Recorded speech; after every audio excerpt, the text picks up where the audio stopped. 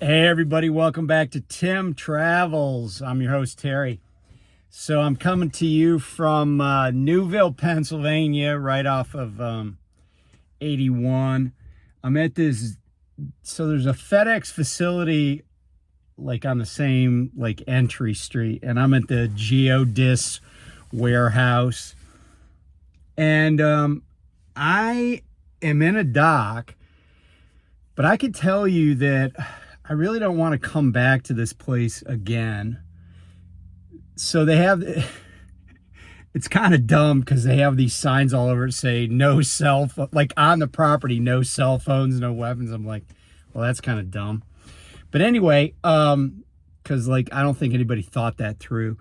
But anyway, I checked in here and they said, oh, go to this door, back in, but don't break your seal, and then go check in at this other place. So I go and check in, and the girl tells me, yeah, so we do things a little bit different than other places. That's what drivers are saying. And yeah, they do, because this is a load of like Red Bull that I picked up in North Carolina yesterday. And they're like, yeah, so you have to stand on the dock next to your door while you're being unloaded. And it would be really helpful if when the pallets come off the truck, if you would pick up these sheets of cardboard and put it on top of the pallet. I don't know why my glasses seem crooked, like I got smacked in the face like when I was a little kid. Or maybe my skull is morphing. But I was like, yeah, that's not going to happen. I'm not going to work in your warehouse. And she's like, oh, it'll just speed up the unloading process. Yeah, like that really is going to happen. So she had me back in and, disconnect my airline, slide my tandems, and somebody will come out to get me when it's time to unload the truck. Now, there's another truck from my company where the driver's still in the truck, so that tells me that they haven't unloaded, but looks like somebody's walking over to him right now. So I might get interrupted during this video. But so anyway, I wanted to talk about this dark secret. And it's kind of weird because it's a really bright sunny day. But I wanted to talk about this dark secret in the trucking industry. And look, if you've been around trucking, or I got to make sure no one's watching me. Other than my driver eye camera. If you've been in trucking for any length of time, or you're a follower of true crime stories, you know that there are truckers that are serial killers. I mean, let's be honest. We've all probably met a serial killer during our time in trucking. And you shouldn't be surprised if you have met somebody. Now, you may have met somebody that hasn't been caught yet, or maybe never will be caught. I watched this documentary a while back, and it was an older documentary. Like, I think it started in 2010, but maybe wrapped up in like 2013. And it was on, I think it was on A&E, but it was basically like one of the episodes of it. And this thing was like, I think 8 episodes. And it really started out with the Gilgo Beach killer, Long Island killer, the guy that was arrested recently. But this is before he got arrested. But one of the stories in that documentary, because they went around the country, was that there are a lot of serial killers that never get caught. And what happened was there's this and the police are not good at this. Police, they don't even want to admit when there's a serial killer, but they're not even good at figuring out that there is one. Forget about whether they admit there's one when they kind of know it, whether they tell the public. They're just not even good at figuring it out. But there are like college professors and kind of amateur sleuths that figure things out and see patterns and oftentimes can identify the fact that there's a serial killer operating in a certain area even before the police have figured it out or want to admit it. Now, the crazy thing though is that a lot of the truck drivers that are serial killers, we travel all the time. So we don't have a certain area that we operate in, like say the Green River Killer or Son of Sam or something. So it's even harder to kind of figure out who's doing things when it's somebody that's itinerant like a truck driver. But here's where I'm going with this. You know, one of the things that I've learned over the years is that the police are not exactly what I would call hardworking generally. Police departments, police officers, police detectives, they're often very lazy. And that's part of the reason that we have a lot of wrongful convictions in this country. And it was so funny because I was watching this, and this just reminded me of it. I was watching this, I think it was Dateline, but you know, they have like Dateline, like just the crime stories, like 24/7 now on certain channels. So I was watching this Dateline, and there was a murder in Texas. It was in Dallas, and it was of a gal that was like an art student, like so in college. And it was really sad because she was from a small town. They had her parents on there and stuff. But and the detective, who apparently had been a cop, been a detective in Dallas PD homicide for decades, you know, like 20 plus years, he kept saying, oh, this thing, it just got me right here, you know, I just, you know, because I got a daughter too. And but then the dude, right, like he's supposedly this seasoned, skilled detective. Like everybody he interviewed, because they, you know, they show the interviews, right? Everybody he interviewed, he basically accused them of the murder. Like he was talking to this girl's roommate, and you know, this girl was kind of sad and upset, and he's like, so tell me what happened. And you know, he was like, say, you know, just kind of conversing with her. Then all of a sudden he shifts gears. He's like, look, you did it. You were jealous. Why did you stab her all those times? 47 times. And the girl's like, I didn't do it. She's bawling and everything. She's like, I didn't do it. And then later on, he's like, yeah, I don't think she did it. But then he did that to everybody. Well, eventually they did arrest this dude, and they probably got it right. But the thing was, he was just on a fishing expedition, like he didn't know, like he just got lucky. And a lot of times what they do is they just try to get a confession because they're too lazy to do the work. And the forensic science oftentimes doesn't lie, but cops tend to totally jack up crime scenes. Like if you go back to the O.J. Simpson trial, one of the reasons, you know, everybody talks about Johnny Cochran, but the devil's in the details, right? The lawyer who got O.J. Simpson acquitted is not Johnny Cochran. I don't care what anybody tells you. Now, you may remember, if the glove don't fit, you must acquit. That was Johnny Cochran, but that's not why O.J. got acquitted. O.J. got acquitted because of Barry Scheck. Barry Scheck is an attorney. He's a brilliant attorney. He runs what is called the Innocence Project. And Barry Scheck destroyed the police department's evidence collection technician. They call them criminalists on the LAPD. And he destroyed the credibility of this guy named Dennis Fung. And I watched a lot of that trial. I was still in the Navy, but it just so happened that during my lunch break, the trial would usually be starting because I was on the East Coast ahead, 3 hours ahead of LA time. Barry Scheck eviscerated the criminalist, Dennis Fung. And even at the preliminary hearing, I think it was Barry Scheck who destroyed the pathologist, or not the pathologist, but the what's the doctor? Yeah, I guess the pathologist. Yeah, because they had skipped steps in the autopsy and stuff like that, and hadn't like examined the contents of the stomach of the bodies and stuff. And by the way, I'm not here to tell you O.J. Simpson didn't commit those murders. He totally did, but just from a legal perspective, I think the result was correct because there was so much reasonable doubt, and it was Barry Scheck that created it because of slipshod police procedures. So getting back to this serial killer thing.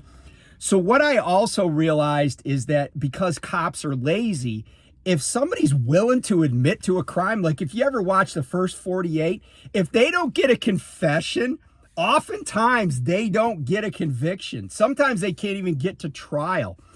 And so when people just say, "Now I want a lawyer," man, the cops are in trouble, right? Because a lot of times they're not good at collecting evidence. They miss stuff. They have a poor command of the facts. So here's how I think anybody that's been a long haul trucker can kind of monetize the fact that there are serial killers amongst us.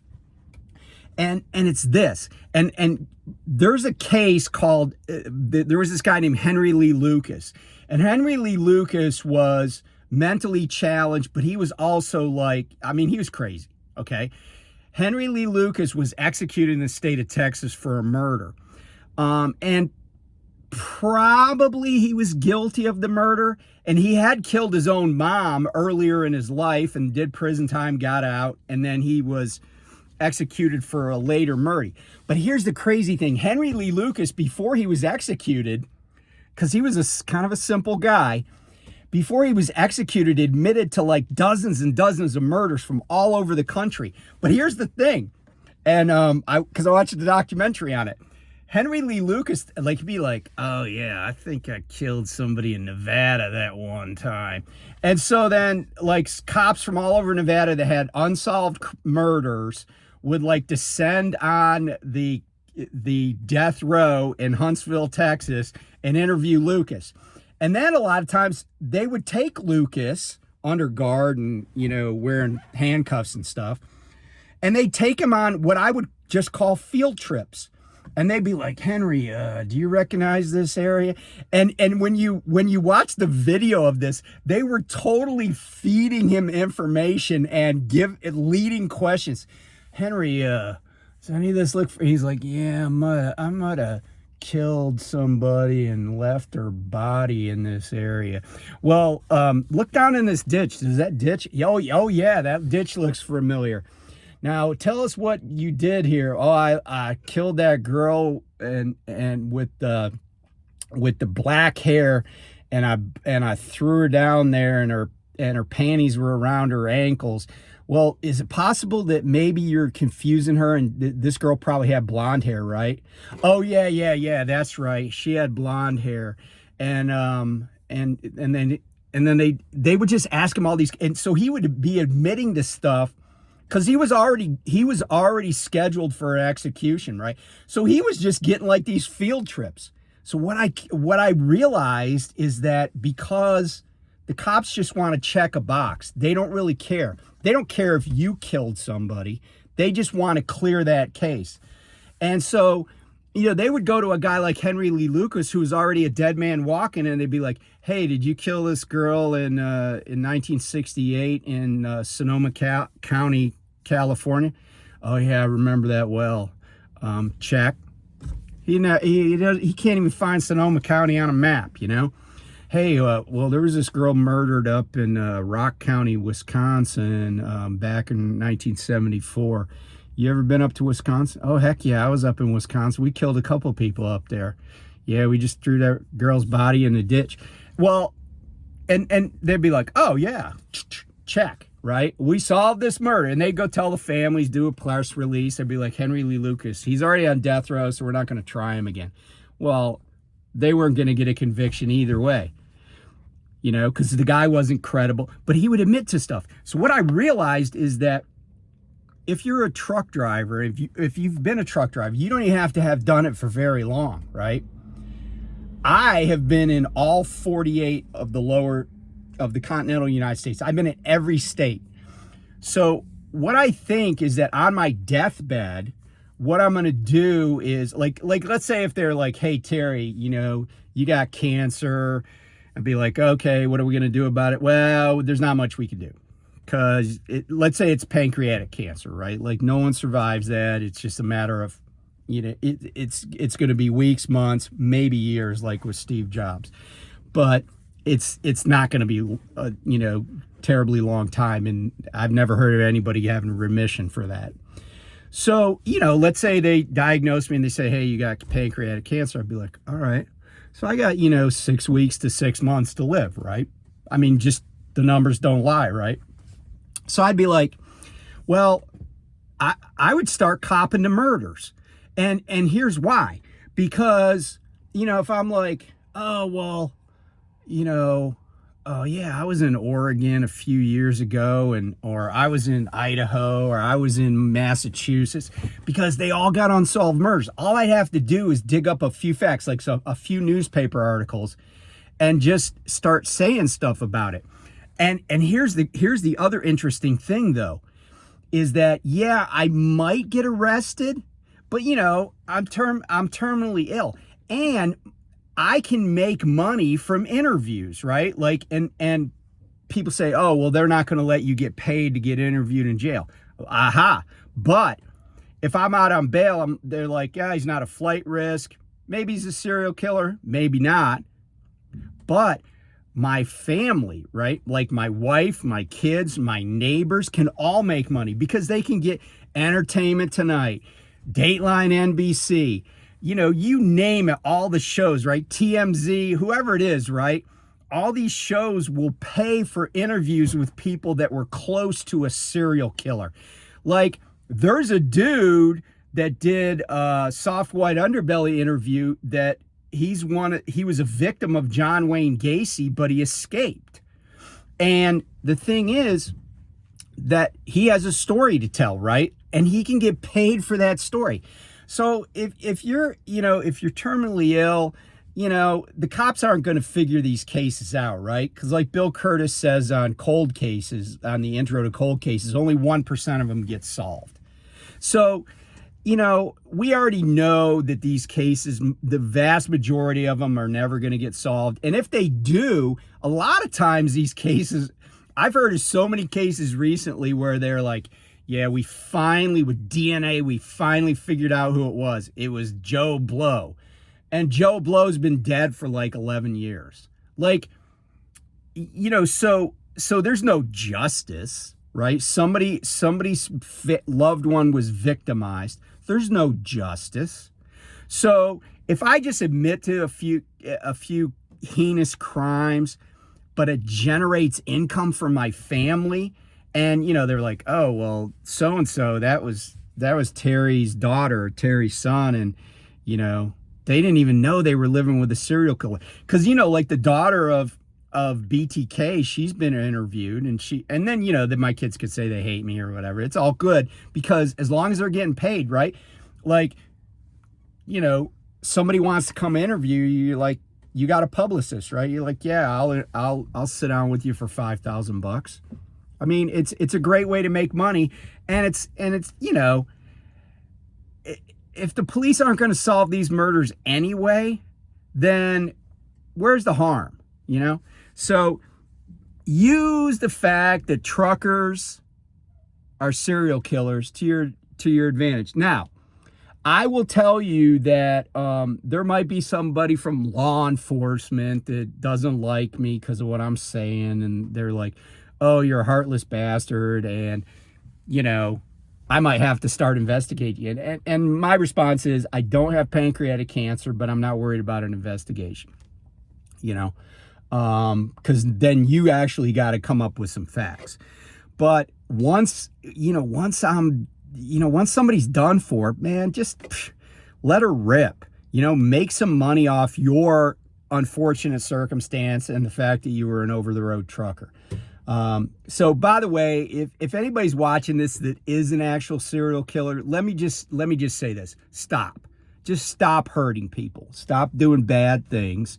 When you're on your deathbed, at least admit to it. Or if you really want to do the right thing, just admit to it now. Turn yourself in and stop giving truckers a bad name.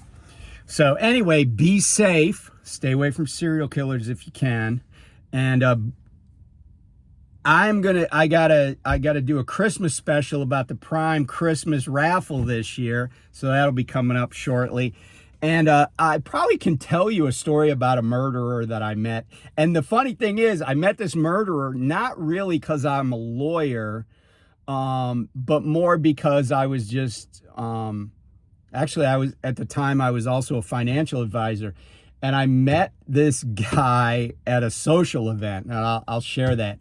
But later on, this guy was arrested for murder, and this murder was so sensational, there was a made-for-TV movie about it. So I'll share that story. So talk to you soon. Bye.